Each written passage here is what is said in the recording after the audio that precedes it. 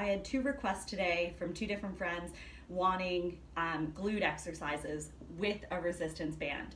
So I'm gonna give you one of my favorite lower body circuits with the resistance band, and then a couple of moves that you could do with dumbbells. And then maybe someday I'll walk you through a whole workout. But for now, we'll just go through the moves. So I would start with the band just above your ankles and find a spot where there's already tension in it. So it's not slack, it's not gonna move. Hold that tension, put all of your weight on your supporting leg, and you're just gonna do a leg lift, there's my dog, and a kick back. A leg lift and a kick back.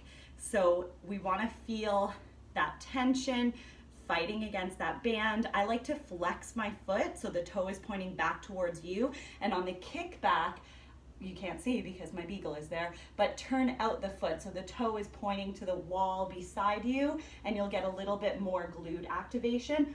I would do like 30 seconds on the right, 30 seconds on the left, or if you want to do like 10 or 12 reps, 10 or 12 reps, but same thing on the other side. So a leg raise right into a kick back, leg raise into a kick back. Once you finish that one, I would find a squat position and take 2 side squat steps to the right, 2 to the left, and just go back and forth like this, not letting that tension down, keeping it, pressing against that band, back and forth, again for like 30 seconds, or you could do 10 or 12 reps, right and left is 1 rep. Last one with the band in this position, monster walk. So I see this kind of performed a little bit differently a lot on the internet, where people let their legs come right in. They kind of like open it up like this. I like to do constant tension. I feel like it fires up the glutes way more. So I would take a demi squat position. Sully, you gotta move, buddy. Watch out, go over there. This is part of the workout. Go. Find a demi squat position. You're already fighting against that band. I'm kind of tilted forward just a little bit, so my glutes are out.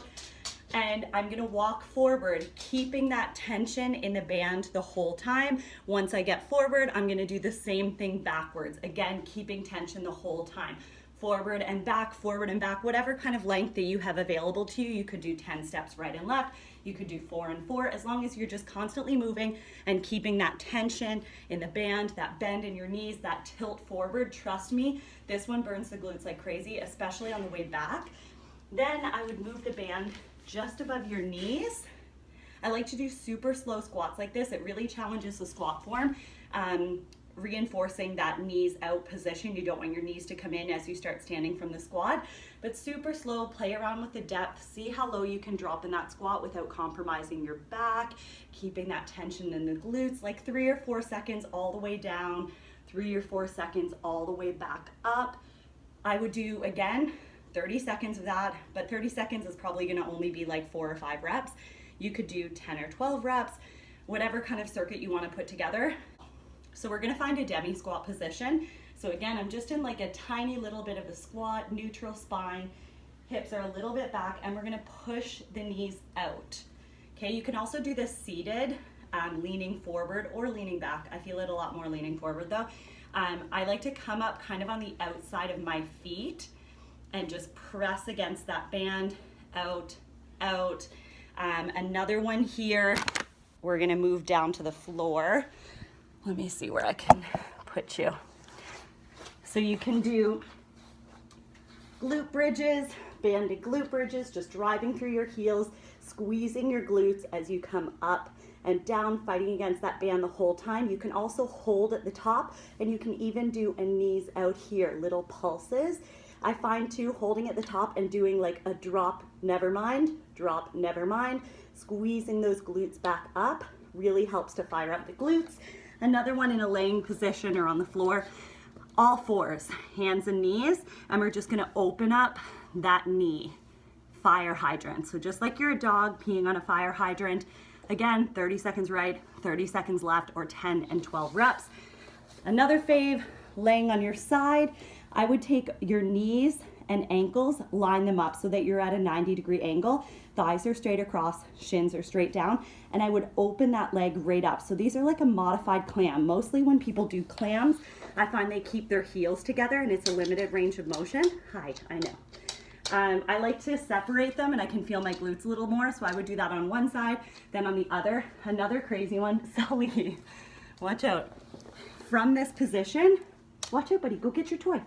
Straighten that top leg and do some leg lifts, but only after you've already done like the fire hydrants and the clams. It's kind of like a final little burner. So these are all I have are like 5-pound kettlebells at my house. So keep in mind, you can use heavier weights and you should use dumbbells instead of a kettlebell.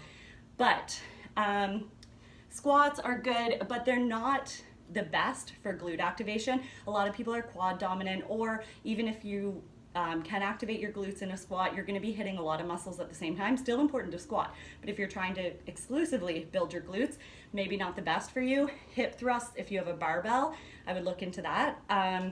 But what else can you do? So a wider stance squat, like a sumo squat, and if you can stand on either side of a bench or a chair and get a little more depth, that works too. But a nice low deep squat, down and up. You could hold 2 dumbbells, you can have your palms facing in, whatever keeps you in good squat form. Another one, deadlifts. So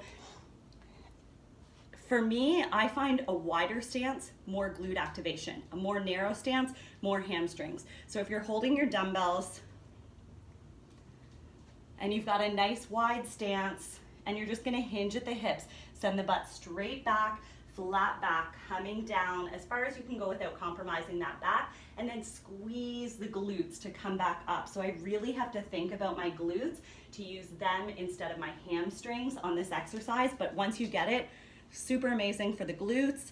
Another one are frog squats. So you can do this weighted or you can do it body weight, but you're going to come down into like a demi squat position, and from here just push the butt back and forth. Okay, so we're just kind of rocking and keeping constant tension in the glutes and hamstrings the whole time. That can be like a nice finisher for like 20 or 30 seconds at the end of your workout. Oh, another favorite for glutes, curtsy lunges. So instead of a regular lunge, just cross it back, bending both knees, sending that butt straight back, nice neutral spine. You can hold your weight up like a goblet squat. So if you had a dumbbell, it would be straight up and down, or you can hold both and let it frame that foot. But sometimes with the hands like this, people have a tendency to round the upper back. So whatever works for you. And for now, that's it. I'll hopefully put together a whole little circuit so you can just follow along with me, but those are some exercises you can use.